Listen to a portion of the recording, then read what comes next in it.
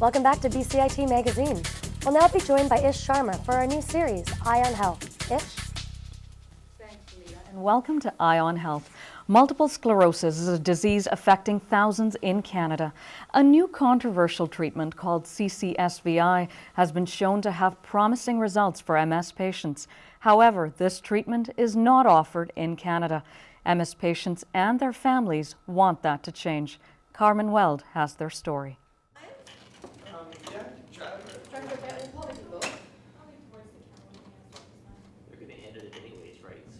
CCSVI treatment in Seattle, Lori can finally dance. She explains the treatment to us. I was there, I had the treatment. The treatment lasted about an hour. You're awake for the whole procedure. So you just lie there for a few hours, and then I felt really good. And I was noticing that usually I have to hang on to this dresser to get to the bathroom. And I noticed through the night that, hey, I'm walking better. I'm not having to hang on. What's going on? Betty Ann fights online and desperately wants the treatment for her MS that's not provided in Canada, but the financial stress is too much. I think I can walk good, well, but I can't with MS. I don't work anymore. I used to pay for, I used to have no problems paying for anything. CCSVI, or the Liberation treatment, is being kept out of Canada for lack of clinical trials. But these women say enough is enough. Other people are allowed. Why not people with MS? It really is discrimination. Why can't they just have the angioplasty and the CCSVI? I'd be fine.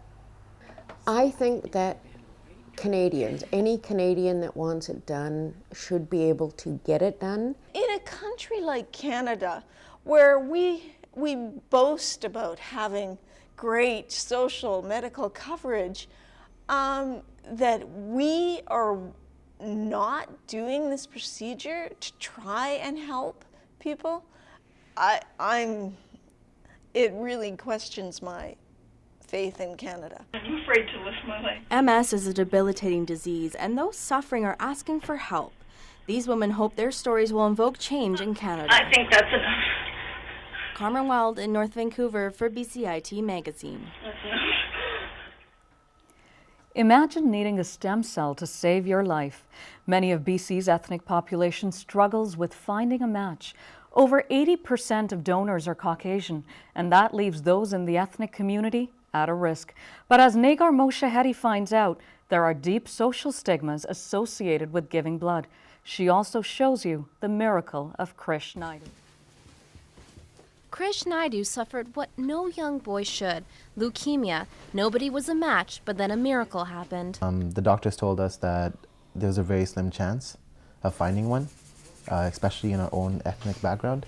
This donor was in Europe, but I know it was a newborn baby, which they took the stem cells from the umbilical cord. Because of his donor, Krish can just be a kid again. I go to school and I eat food. I go like bicycling them. I go that, and now what else? I go swimming. I could do everything. Angela Poon with One Match Stem Cell describes the grave need for ethnic donors. We're seeing a mix of about 80% Caucasian and about 20% all other ethnicities. So you can see that that's not really a good representation of the population of Canada.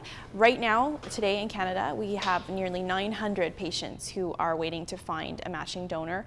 29% are ethnically diverse. Ryan Chu, who also had leukemia, speculates on why there is a shortage of ethnic donors. The older generation believes that donating blood, donating anything from your body is giving away your life force. And my grandma was a huge believer in that. You know, when she heard that I was needing a bone marrow transplant, she kind of switched 180 degrees and realized, okay, maybe that's not the way to go. We should be sharing our blood. Krish's brother encourages people of many ethnic backgrounds to donate. They need to, realize the opportunities that they can save a lot of lives, and they need to, really help out in this situation.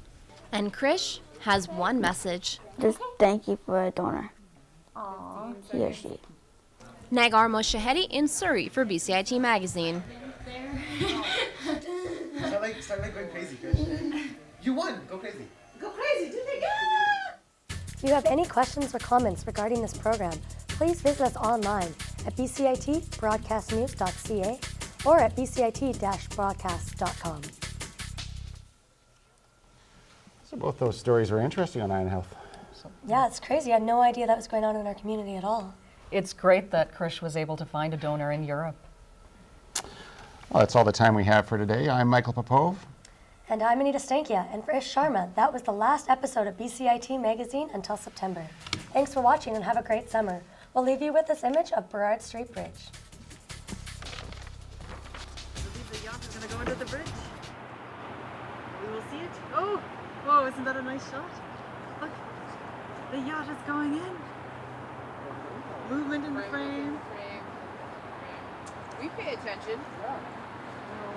We listen to those slideshows.